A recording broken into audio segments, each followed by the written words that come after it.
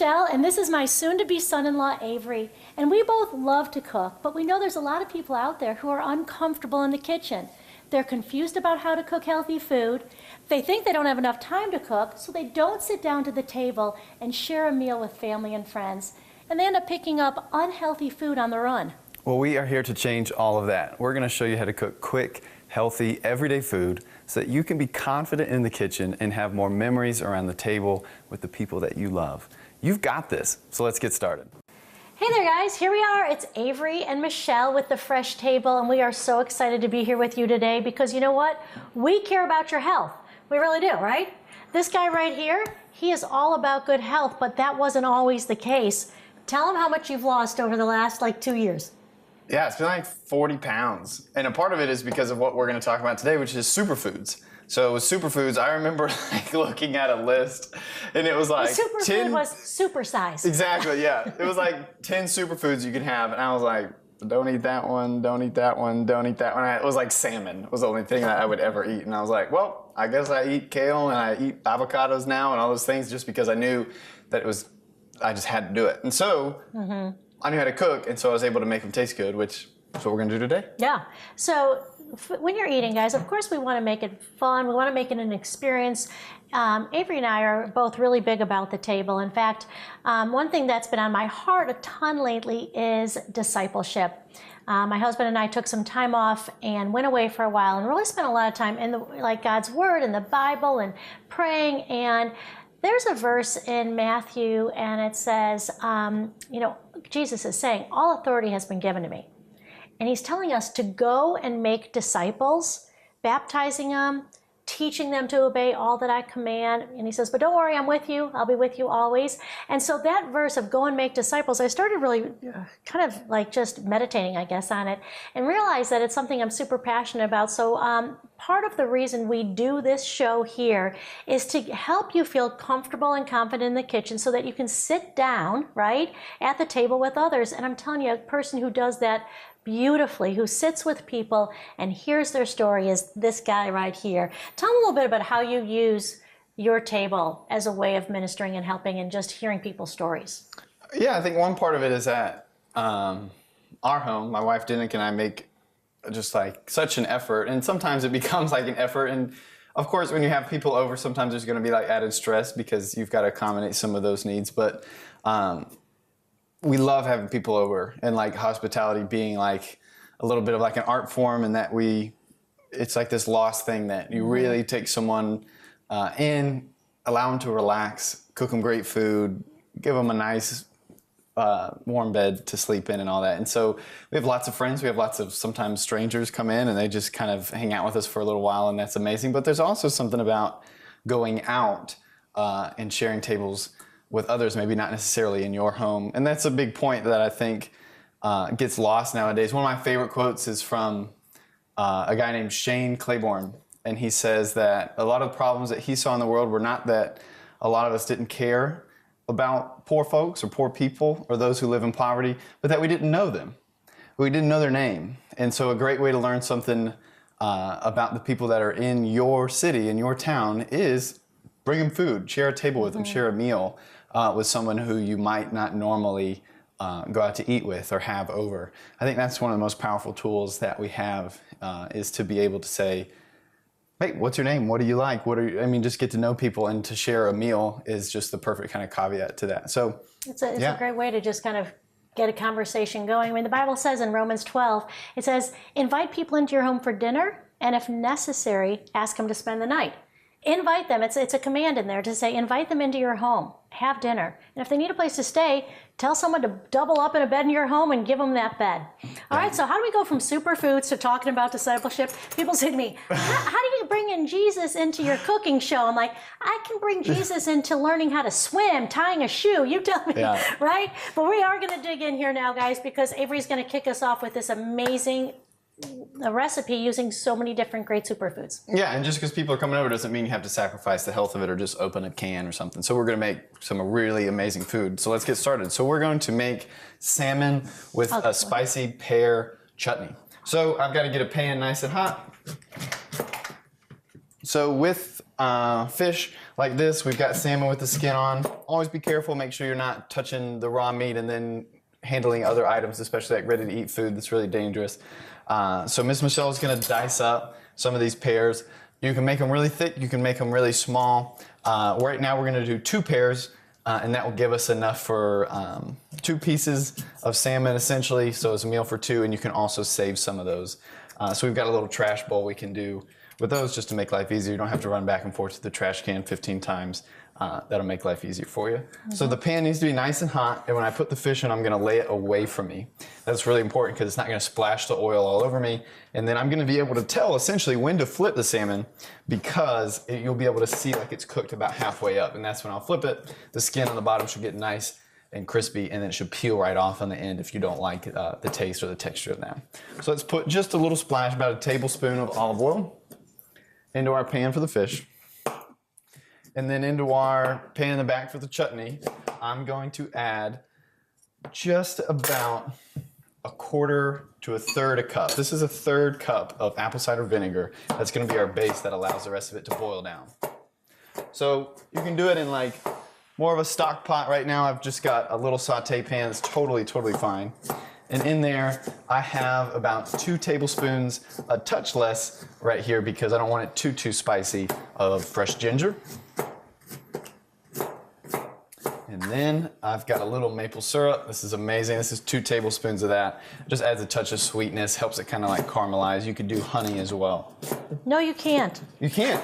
Why not? Because I don't like honey. Isn't that funny? I mean, it's not like really even a health thing. It's just a taste thing. I just don't like it. So that's why so often you'll see here I'll use things like coconut sugar and I use maple syrup. I'm not crazy on any of them, but I really don't like. Sorry. Not even the smell of it. And not the smell, not the texture. I mean, I really don't like it.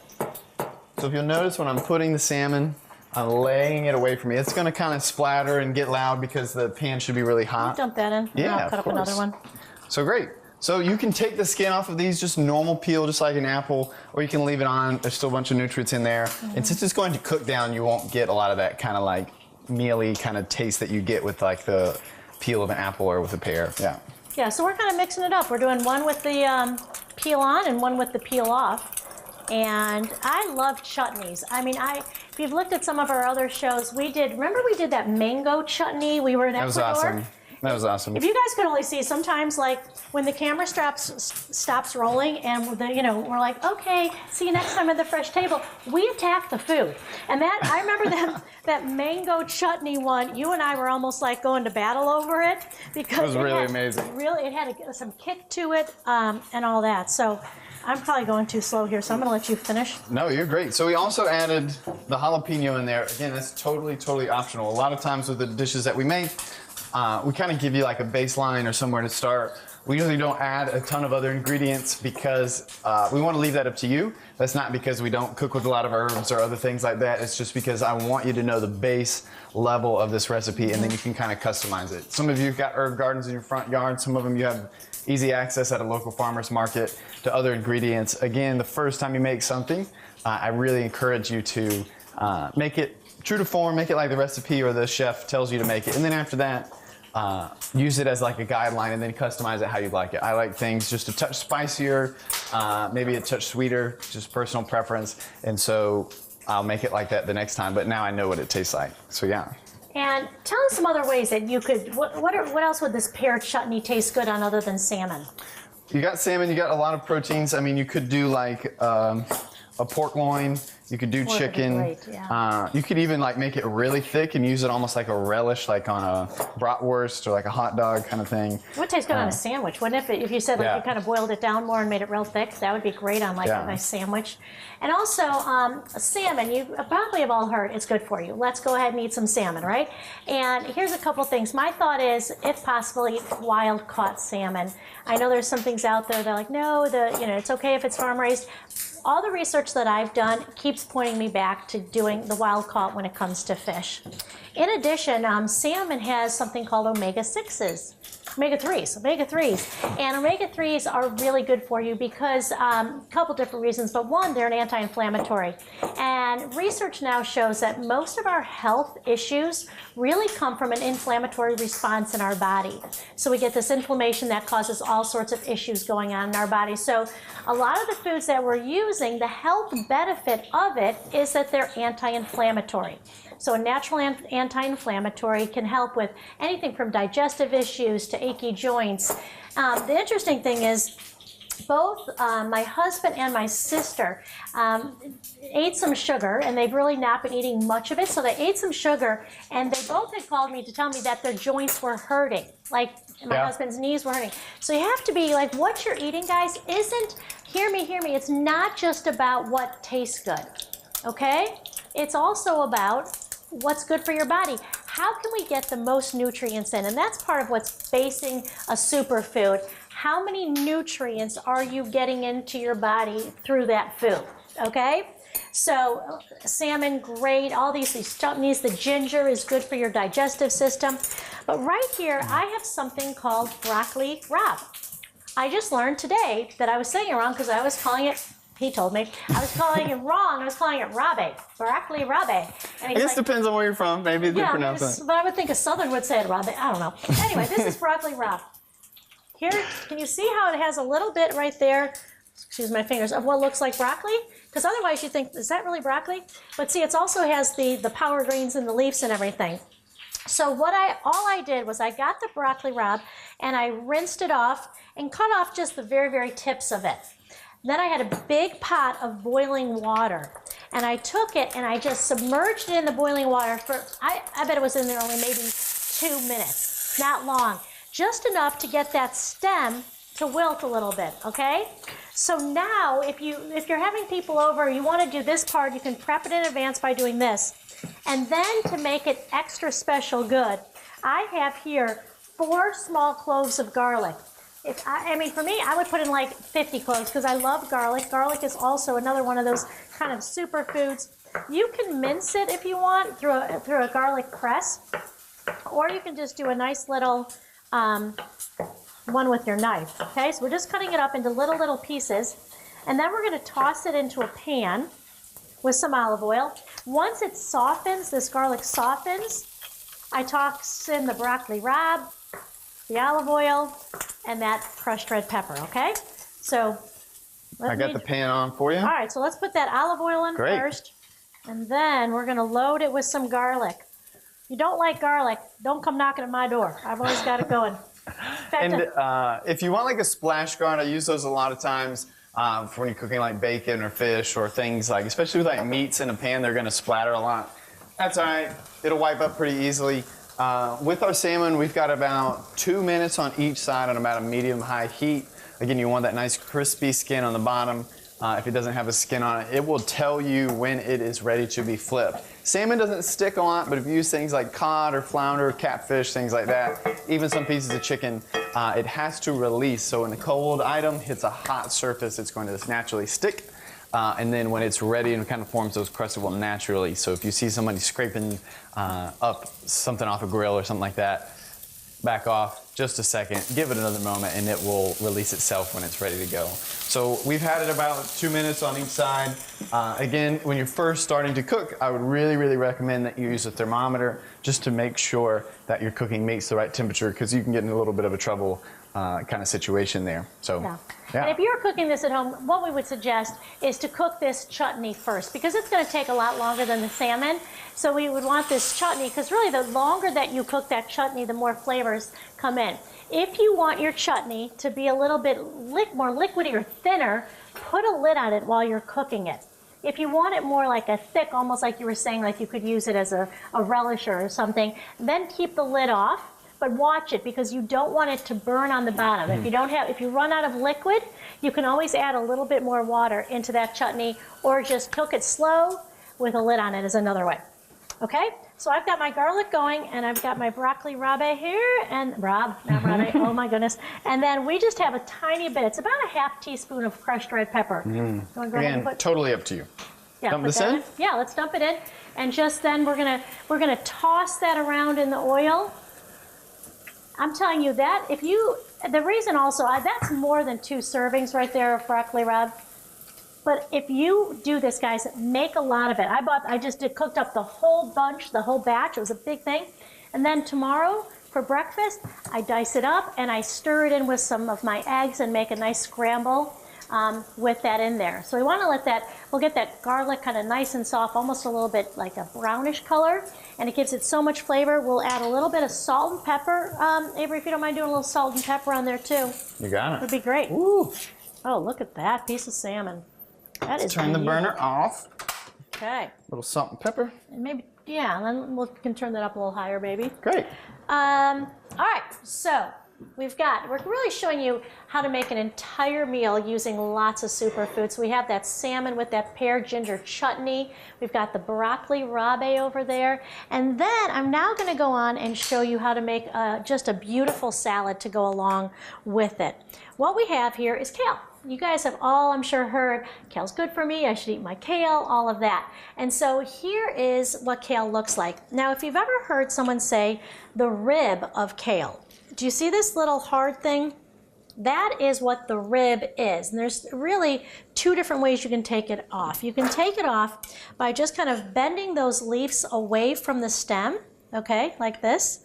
And then I come and I push that rib out, and I just do a little bit of a cut right like that. Okay, and it's not that you can't eat this rib, but it is a little bit more bitter and a little bit tougher. Yeah. So, see, now I've got that left behind. Oh, but wait, look what, Avery just had to one-up me when I said he was showing Eileen how to cut it off. I got my gadgets. And he has a gadget. Now, here, you show him how this thing There we works. go. Because So this is so cool. This is for parsley, fine herbs, things like that. But you can also just kind of run it through. Whoop. And it'll kind of, boom. Same thing. And then exactly, it all kind of comes off. It's even got a little knife attached to it. I can just kind of chop it up. And then I've got these beautiful pieces of kale. It's even got a little kind of fine section for the herbs if you want to use that. Some of these kitchen gadgets are awesome. You'll see them at stores all the time. And some of them are just kind of I'm not entirely sure why they made that. And some of them are really actually pretty useful like this. I use this a lot for thyme and rosemary, other things you can stick through there. So, and does the job, gets the rib out. Yeah. In my house, I would try to get my kids to help me sometimes in the kitchen. And the biggest thing people would run from was when I'd say, hey, can you take the cilantro leaves off? So you have to go with your hand and kind of pick these leaves off of the cilantro, and it takes forever. And so that gadget would have been awesome. I know, it makes it fun. Yeah, so I'm just going to cut up this one last piece. The rest of it's already cut up. So we have 3 cups of fresh kale here. And there's a lot of different varietals when it comes to kale. Really, it's just whatever you like best, okay, when it comes to it. So I'm cutting it up. And with this salad, ideally you make it, you put the dressing on, and then you let it sit for a while because it really softens and absorbs into the kale. But let me just go ahead and keep showing you here. So another superfood. So kale is high in vitamin K. It's an antioxidant, anti-inflammatory. I mean, I say if there's one thing that's always in my fridge, it's power greens of some sort. Spinach, kale, broccoli rabe, all of that. Because every day you should be eating those power greens. They really are singly, I think, if I would pick, the best thing to eat. Okay? And there's another way you can crisp them up. You can do about 1,500 other things. It's easy to find recipes through us at thefreshtable.org. There's really hardly any excuse anymore when it comes to cooking because there are so many cooking videos just like this of people kind of breaking it down and explaining to you. Before it was I got to do an apprenticeship and learn from a chef if I really want to cook, or maybe my grandmother, luckily enough, was able to cook or something like that. But now, you got access into kitchens and all over the world, so it's awesome. And of course I'm a little partial because we're the Fresh Table. Right. But I'm telling you, I believe in the way that we cook. Right. And you know why? Because it works. We have living proof that it works for us and a lot of the people that we care about. As we mentioned, Avery was 40 pounds heavier, and he didn't go on a crash diet. He just stopped eating fast food, started eating more healthy, started exercising. And I have to say my daughter is super duper healthy, and she was a really Didn't it help to be around somebody who's healthy? It definitely makes a big difference when you're in like a group. It's just like the accountability kind of piece that when you're with friends or you're doing something together, you're just more likely to get it done, especially if you're in a team that you work well with. It's just the nature of it. And so there's tons of science to back that up, but it's also something within like the Christian tradition that's been since the very beginning, is that you have this community of people you're trying to take that just next step into a healthier life, a more balanced life. And I think especially with food that gets lost, there's like this personal challenge where you and you alone have to go on some crazy diet and exercise. Form a group. Maybe you're with friends who maybe don't need to lose as much weight, or maybe you just, it's not even about the weight, it's just becoming healthier. Having a body that is going to serve you later on in life. And so I think it makes a big difference having a buddy. Having somebody to go through, do it with. I mean, the Bible's so clear about the importance of going through life with people. You know, confess your sins to one another and you will be healed. I mean, Jesus, he forgives you, but to be healed, often it involves confessing these sins to other people and to bring them into your life, even into those dark places, those things that we like to kind of hide off to the side. Invite them into those places, because you know what? Bringing it out into the open is one of the best ways to be set free from it. So just, yes, talk to God about the things you know you need to turn away from, but there is such power in talking with somebody else about that. Okay, so back to avocados. There we go. So what I did was I just put the knife in, and see, I just did this. Is really all you do, and I can feel my knife is resting on the pit in there, and then I take it and I just twist it slightly, and look how easily that comes open then, okay? And then you can take your knife, and I'm always a little leery, like, what if I mix? Oopsie, I missed. All right, Avery, you always do it that way. I never do. He hits a knife into it, it pops right out. I just go like this. There you go. Yeah, you can just kind of get it right in there. Yeah, he can show you that. I almost hit my own wrist.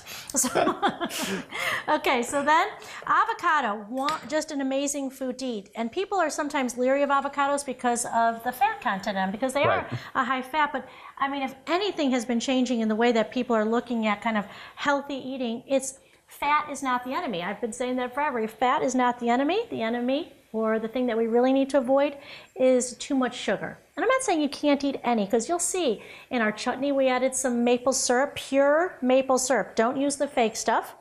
And also in our chia seed we're going to add some. But you really want to limit it. So, eating these healthy fats, avocado, almonds is another superfood, which we're going to be incorporating into another one of our dishes. But avocado, the interesting thing is, the fat in the avocado, when you eat something like carrots, something real healthy, then you want to absorb those nutrients, right, when you're eating it. Well, if you eat avocado, the healthy fat in here helps you absorb more of those nutrients. Super important. There's a great website called WHFoods.com, or you can just kind of Google 100 of the healthiest foods. It's a guy who's been around forever, and he lists out the health benefits of these different foods. And then he lists out, I was looking at avocado. I was like, okay, I have to remember this, but there's like 30 reasons you should eat avocado and kale and all these different things. But it is really motivating to help you to make healthy choices if you know why. Why? What's going on in my body after I eat this? And that can be a huge motivator to get you to eat it more often. So yes, food, enjoy the taste and the flavor, but it's also about how can I fuel my body so that I have strength and energy to go and love people. All right, so let me just rinse off. You think I need to rinse my hand off maybe? Yeah, maybe. You got some avocado on it. Yeah, a little avocado there. I'm a sucker for guacamole, and so that's pretty much my avocado intake. This is just another way to incorporate it. Like I said, you can find recipes on just about anything. We've added, even on here, we've added avocado into like chocolate pudding and things like that in the past. Which is if you're just really super against some of these superfoods, I would recommend just kind of like masking them or hiding them in something. You can't really taste avocado. Avocado doesn't have a super strong taste as it is, so you can add it into a lot of different things. And then with this, it's kind of just a little more bold flavor of those fresh ingredients. But again, you can make it your own. Yeah. You can mask them, let them shine. If you don't like avocado, something wrong. Oh wait, my daughter doesn't like avocado. She's allergic. She's allergic to it though. Okay, so here I go. It's a very simple dressing, guys. You can do this on other things. This is all it is. I'm putting in here 2 tablespoons of olive oil and the juice of a half of a lemon. And one thing to know, when you're using citrus, whether it's lemons, limes, and you want to get more flavor out of it, before you cut them, what we do is we roll them, because that helps loosen them. So before you cut it, kind of put pressure and roll it back and forth, it will release some of the juices. And Avery and I are both big on citrus, so you will see that we use it quite often. So olive oil, and then the lemon. I'm going to grab 2 seeds that snuck in. Sometimes I put it over a strainer just to keep those seeds from coming in. So then we'd stir this around and let it, do you have salt and pepper over there? I Avery? got it. Can I have that salt and pepper? Yeah. Okay. Making a mess over here, but it's going to taste good. Okay. So we're going to put some pepper and salt to taste. And then just a great flavor with this is Parmesan cheese. Okay, so we stir it all in and let it sit again for a while before you actually eat it. And then, thank you, the Parmesan. Let me use that peeler because I'm going to show you kind of a fun way. You can, of course, just grate this Parmesan in, and it's always better with cheese, guys, to buy the block, because when you get cheese that is pre-grated, they put some stuff in there, like almost like a wood chips or like a dust, so that it doesn't stick and clump together, and that stuff isn't great for you. So I would suggest more just getting the cheese and then just going like this, and you can do different shapes and sizes. The cheese is awesome. It's super fragrant. So one more, just quick one at the end. This is something you make ahead of time. You have to let it sit overnight, at least 8 hours. I'm just gonna whip this up together so you can see it and get some ideas in your mind. The superfood in this is the chia seeds. These are like sustained energy. It's like quinoa or something like that. It's been used, started in South America, and has been something that we've adopted here in the United States as something that's really, really popular. You can toss these in smoothies, but right now I've got a half a cup of chia seeds. Organic is best, of course. 1.5 cups of milk. Right now I've got almond milk. You could use coconut milk. You could use any kind of alternative milk that you prefer. 1.5 cups of that. I've got a full cup of blueberries, just like so. I've got about 1/2 teaspoon, just a touch, again, customize it to your preference. As far as the cinnamon, I've got about 1/2 teaspoon of that cinnamon, 2 tablespoons of maple syrup or honey. And then you just stir all that up. That's exactly right. And then the thing with the chia seeds, you have to do it in advance and let it sit overnight. Oh, you grabbed it. I was like, oh my gosh, it disappeared. There is what it looks like.